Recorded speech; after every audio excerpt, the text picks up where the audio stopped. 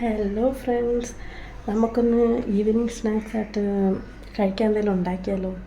അപ്പോൾ വീട്ടിലെന്തോ ഉണ്ടെന്ന് നോക്കിയപ്പോൾ മോദകം ഉണ്ടാക്കാനുള്ള സാധനമൊക്കെ ഉണ്ടായിരുന്നു കേട്ടോ. അപ്പോൾ മോദകം ഉണ്ടാക്കാം എന്ന് ഞാൻ വിചാരിച്ചപ്പോൾ മോദകത്തിന് എന്തൊക്കെ സാധനം വേണം, എങ്ങനെയാണ് ഉണ്ടാക്കുന്നതെന്ന് കണ്ടാലോ? അപ്പോൾ വീഡിയോൻ്റെ അകത്ത് പോകാം നമുക്ക്. ബാ.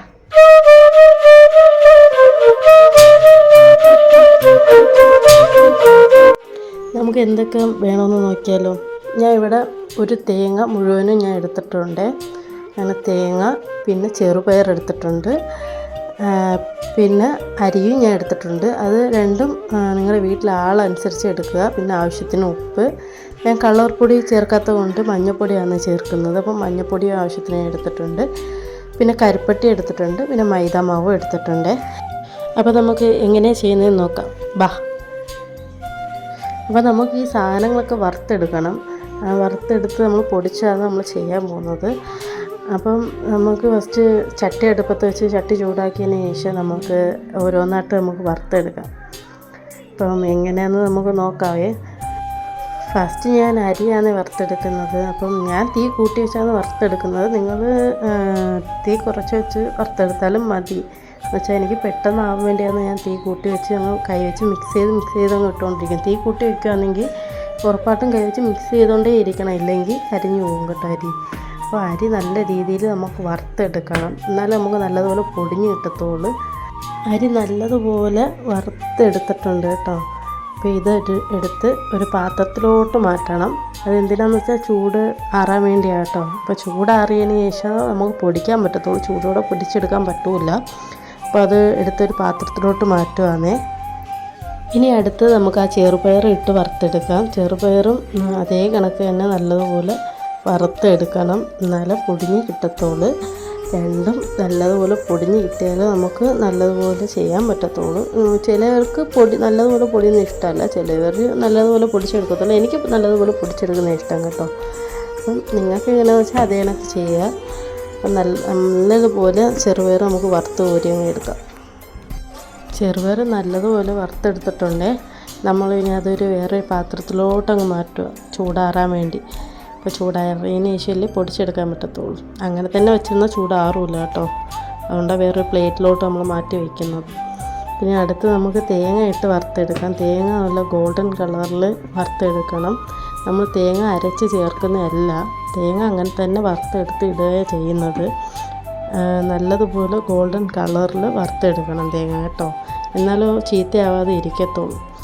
അപ്പോഴത്തേക്കും മോൻ അങ്ങ് കരഞ്ഞു കേട്ടോ. മോനെ എടുത്തിട്ട് വന്ന് ബാക്കി ജോലിയൊക്കെ മോനെ വെച്ചുകൊണ്ടാണ് ചെയ്യുന്നത്. അപ്പം തേങ്ങ നല്ലതുപോലെ വറുത്തെടുത്തിട്ട് ഈ സാധനമൊക്കെ നമ്മൾ വറുത്തെടുക്കുന്നത് എന്തിനാണെന്ന് വെച്ചാൽ അത് ഒത്തിരി നാൾ ചീത്തയാവാതെ ഇരിക്കും, ഇല്ലെങ്കിൽ പെട്ടെന്ന് ചീത്തയായി പോകും. അതുകൊണ്ട് നമ്മൾ നല്ലതുപോലെ വറുത്തെടുക്കുന്നത്. അങ്ങനെ മോനായിട്ട് കളിച്ച് ജോലി നോക്കിക്കൊണ്ടിരുന്ന് തേങ്ങയെ നമ്മൾ നിർത്തിയിട്ടിട്ടുണ്ട് തണുത്ത് കിട്ടാൻ വേണ്ടി കേട്ടോ. പിന്നെ അടുത്ത് നമുക്ക് കരിപ്പട്ടി നമുക്ക് വയ്ക്കണം. കരിപ്പട്ടി കുറച്ച് വെള്ളം ചേർത്താണ് നമ്മൾ കാച്ചി എടുക്കുന്നത്. എന്ന് വെച്ചാൽ നമുക്ക് ഒരുപാട് വെള്ളമായാൽ നമുക്ക് ഉരുണ്ട പിടിക്കാൻ പറ്റത്തില്ല മാവ്. അതുകൊണ്ട് കരിപ്പട്ടിയിൽ കുറച്ച് വെള്ളം ഒഴിച്ച് നമ്മൾ കാച്ചിയെടുക്കണം. ഞാൻ ഇടിച്ച് വെച്ചിട്ടുണ്ടായിരുന്നു, കരിപ്പട്ടിയെല്ലാം ഇടിച്ച് പൊടിച്ച് വെച്ചിരിക്കുമായിരുന്നു. അതെടുത്ത് പാത്രത്തിലോട്ടങ്ങ് ഇട്ട് ഒരു ഗ്ലാസ് വെള്ളം ഞാൻ ഒഴിക്കുന്നുണ്ട്. അങ്ങനെ ഒരു ഗ്ലാസ് വെള്ളം ഒഴിച്ച് അത് നല്ലതുപോലെ അലിഞ്ഞ് ഒരു മിനിമം കട്ടിയിൽ നമ്മൾ എടുക്കുവാണ്. ഓവറായിട്ട് വെള്ളവും അങ്ങനത്തെ രീതിയിലെടുത്താൽ നമുക്ക് മിക്സാക്കി നമുക്ക് ഉരുണ്ട പിടിക്കാൻ പറ്റത്തില്ല. അതുകൊണ്ട് ഒരു മിനിമം രീതിയിൽ ഉരുണ്ട പിടിക്കാൻ പറ്റുന്ന രീതിയിൽ നമ്മൾ കാച്ചി എടുക്കണം കരിപ്പട്ടി. അടുപ്പിൽ കരിപ്പട്ടി ഇരുന്ന് വേവുന്നുണ്ട്. ഇപ്പോൾ നമുക്ക് അരി പൊടിച്ചെടുത്തിട്ട് വരാം കേട്ടോ. അങ്ങനെ അരി പൊടിച്ചെടുത്ത് കൊണ്ടുവന്നിട്ടുണ്ട്. അതൊരു പാത്രത്തിലോട്ട് തട്ടാം നമുക്ക്. എന്നിട്ട് അതിൻ്റെ മുകളിൽ തേങ്ങ നമുക്ക് ഇടാം കേട്ടോ. തേങ്ങ ഇട്ടിട്ട് പിന്നെ അതിൻ്റെ മുകളിൽ ഇനിയും പയറ് കൊണ്ടുപോയി പൊടിച്ചെടുത്തിട്ട് വന്ന് പയറും ഇടണം. പയറും പൊടിച്ചെടുത്തിട്ട് വന്ന് അതിൻ്റെ മുകളിൽ നമ്മൾ പയറും പൊടിയും കൂടി ഇട്ടിട്ടുണ്ട് കേട്ടോ. പിന്നെ അതെല്ലാം ഒന്ന് മിക്സാക്കണം. മിക്സാക്കിയതിന് ശേഷം നമുക്ക് ഇതിനകത്ത് കരിപ്പട്ടി വെള്ളം, നമ്മൾ കാച്ചിയ കരിപ്പട്ടി വെള്ളം ഉണ്ടല്ലോ, അത് ഇതിനകത്തൊന്ന് ഒഴിച്ചു കൊടുക്കണം. അരിച്ച് തന്നെ ഒഴിക്കണം, ശ്രദ്ധിക്കണം. അതിനകത്ത് പൊടിയും കാര്യങ്ങളൊക്കെ ഇരിക്കും. അപ്പോൾ ഒരു അരിപ്പ് വെച്ച് അരിച്ച് തന്നെ ഒഴിക്കണം. ഞാനിവിടെ എല്ലാം മിക്സാക്കി വെച്ചിട്ടുണ്ട്. പയറും പിന്നെ അരിയും പൊടിച്ചത്, പിന്നെ തേങ്ങ വറുത്തത് അങ്ങനെ തന്നെ ഇട്ടതാണ്. അങ്ങനെ മിക്സാക്കി ഞാൻ വെച്ചിട്ടുണ്ട് കേട്ടോ. ഇപ്പോൾ കരിപ്പട്ടിയും റെഡി ആയിട്ടുണ്ട്. അപ്പോൾ നമുക്ക് കരിപ്പട്ടി എടുത്ത് അതിനകത്തോട്ട് ഒഴിക്കാം കേട്ടോ. അപ്പം ശ്രദ്ധിക്കണം, അരിപ്പ് കൊണ്ട് അരിച്ചൊഴിക്കാവുള്ളൂ, അതിലുള്ള പൊടിയും കാര്യങ്ങളൊക്കെ കാണും. അപ്പോൾ അതുകൊണ്ട് ശ്രദ്ധിച്ച് അരിപ്പ് കൊണ്ട് അരിച്ചൊഴിക്കണം കേട്ടോ. കരിപ്പട്ടി അതിനകത്ത് ഒഴിച്ചു കേട്ടോ. മൊത്തം ഒഴിച്ച് കഴിഞ്ഞതിന് ശേഷം നല്ല രീതിയിൽ മിക്സ് ആക്കണം. മിക്സ് ആക്കിയിട്ട് അത് തണുക്കുന്ന വരെ മാറ്റി വയ്ക്കണം. എന്ന് വെച്ചാൽ ചൂടോടെ നമുക്ക് ഉരുണ്ട പിടിക്കാൻ പറ്റത്തില്ല. തണുത്തതിന് ശേഷം അത് കുറച്ച് കട്ടി പിടിക്കത്തുള്ളൂ. അപ്പോൾ കറക്റ്റായിട്ട് നമുക്ക് ഉരുണ്ട പിടിക്കാൻ പറ്റും. അപ്പോൾ തണുക്കുന്ന വരെ കുറച്ചങ്ങ് മാറ്റി വെച്ചേക്കണം കേട്ടോ. തണുത്തതിന് ശേഷം നമുക്ക് ഉരുണ്ട പിടിക്കും. നല്ലതുപോലെ തണുത്ത് കിട്ടിയിട്ടുണ്ട് കേട്ടോ. അപ്പോൾ നമുക്കിത് ഇനി ഉരുണ്ട പിടിച്ചെടുക്കാം.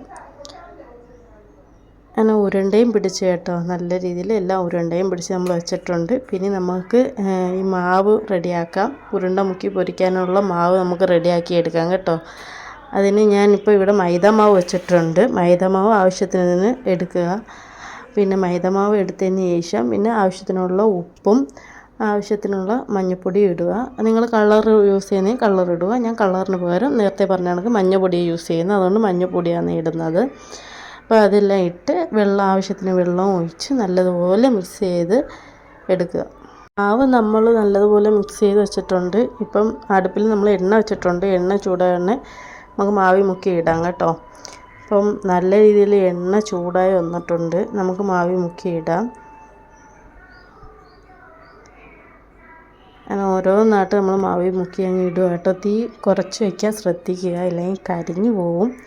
അതുകൊണ്ട് കരിഞ്ഞു പോകുമ്പോൾ നമ്മൾ പെട്ടെന്ന് ഇങ്ങനെ മിക്സാക്കി എടുക്കുമ്പോൾ അത് അതിൻ്റെ അകത്തുള്ളതെല്ലാം പൊടിഞ്ഞു പോകും. അപ്പോൾ അതുകൊണ്ട് ശ്രദ്ധിക്കണം. തീ കുറച്ച് വെച്ചിട്ട് പൊരിച്ചെടുക്കാൻ ശ്രദ്ധിക്കുക കേട്ടോ. അപ്പോൾ നമുക്ക് മറിച്ചിട്ട് സൂപ്പറായിട്ട് നമുക്ക് പൊരിച്ചെടുക്കാം കേട്ടോ. നല്ല രീതിയിൽ പൊരിഞ്ഞു വന്നിട്ടുണ്ട്. നമുക്കിതെല്ലാം കോരി അങ്ങ് എടുത്ത് പാത്രത്തിലോട്ടങ്ങ് മാറ്റാം. നമ്മളെല്ലാം കോരി എടുക്കുന്നുണ്ട്. ഇപ്പോൾ കോരി എടുത്ത് നമ്മൾ വേറൊരു പാത്രത്തിലോട്ട് മാറ്റുക കേട്ടോ. നിങ്ങൾക്കെല്ലാവർക്കും ഇത് ഇഷ്ടമാവുമെങ്കിൽ നിങ്ങൾ കമൻറ്റ് ചെയ്യാൻ മറക്കരുത്. വീട്ടിൽ ഉറപ്പായിട്ടും ട്രൈ ചെയ്ത് നോക്കുക. നോക്കിയിട്ട് ഇഷ്ടമായ ഉറപ്പായിട്ടും കമൻറ്റ് ചെയ്യാൻ മറക്കരുത്. ലൈക്ക് ആൻഡ് ഷെയർ ചെയ്യാൻ മറക്കല്ലേ. ഉറപ്പായിട്ടും ചെയ്യണേ. പിന്നെ ഒരു വീഡിയോയിൽ ഞാൻ വരുന്നവരെ ബൈ.